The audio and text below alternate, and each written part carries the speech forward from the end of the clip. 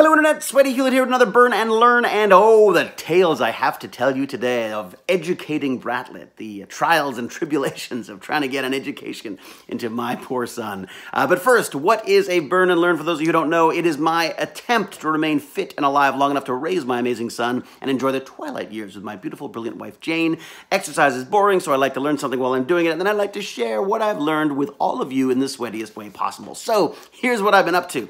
I have to first say the response to my last YouTube video was fantastic. I so appreciate all of the comments and support there. I was really feeling low about that.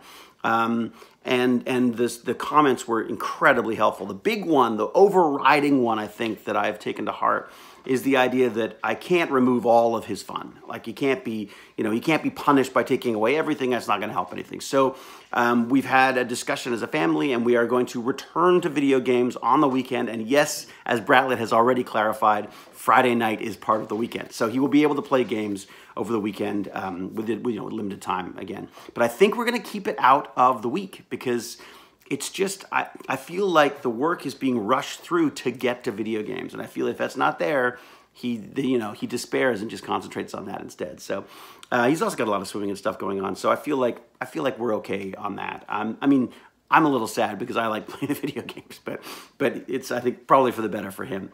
The other thing that came up was from my friend Rachel, who I've known since she was like tiny, and who's obviously gone on to become far, far smarter and wiser than I am, recommended this course called Learning to Learn on Coursera, which I'd never heard of. So I looked it up. The first thing they do is recommend that you buy their book, which I thought was rather cheeky. But then I looked at the book, and frankly, I felt it was a good way to go. And I can't remember the name of it, so I'm just going to have a quick look and see what it says. It's called A Mind for Numbers. And while it is specific to math and science, in the title, I think the idea is that it follows for all learning, and it's just about how we should be learning, how we are failing to learn, and how we are tricking ourselves into thinking we've learned something when we haven't. And it was so funny because it talks about chunking information, getting information into little chunks that are then locked into the brain, and you lock them in by basically learning them, walking away, coming back,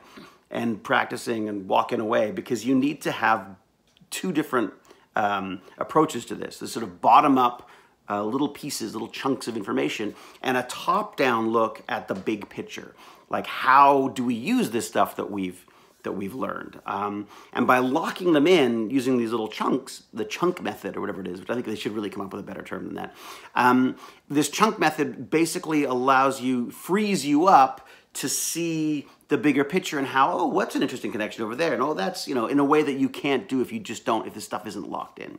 So they talk about overlearning. They talk about how we tend to just by rereading stuff, we think we've learned it and we haven't really. And it really struck a chord for me because I realized that I encountered this and do encounter this every time I learn lines. From the very first time I started learning lines, I would sit down and look at it and go, I'm never gonna be able to remember this. And I still, to this day, no matter how large or small the amount of lines are, I look at them and I go, what if I can't remember this?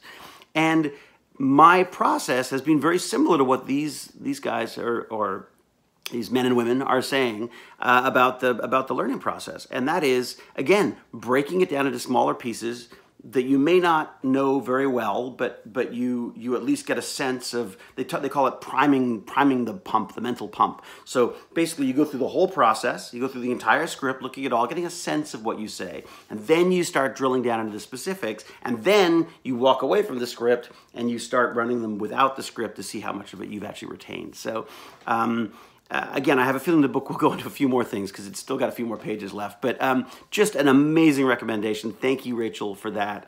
It really is. Yeah, it's amazing to think that I've never been taught how to learn.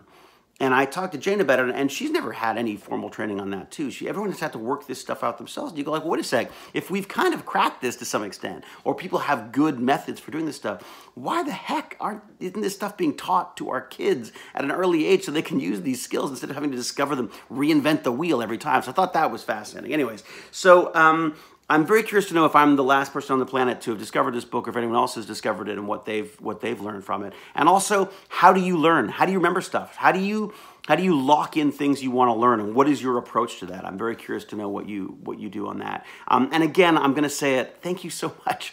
Like the comments over the last day, well, actually from the beginning of this, but specifically in the last couple of days, this, I was really worried about this, and I'm worried less now because I feel like I'm not the only person experiencing these problems, and that there are solutions out there, and that there are people who care enough to actually share them. So thank you very much. I appreciate it. And until we geek again, sweaty or not, here I come. Cheerio!